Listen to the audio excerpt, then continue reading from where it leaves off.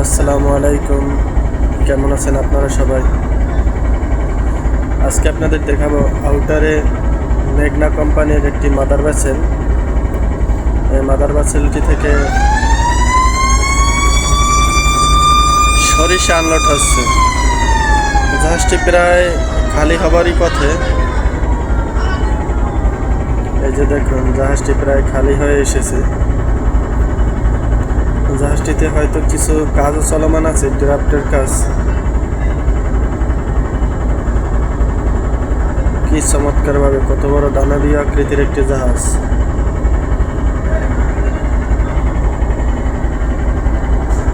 এই যে দেখুন,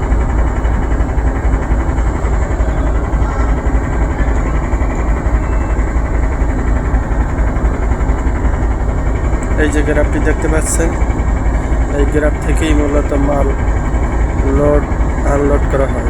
বিশেষ করে আনলোড করা হয়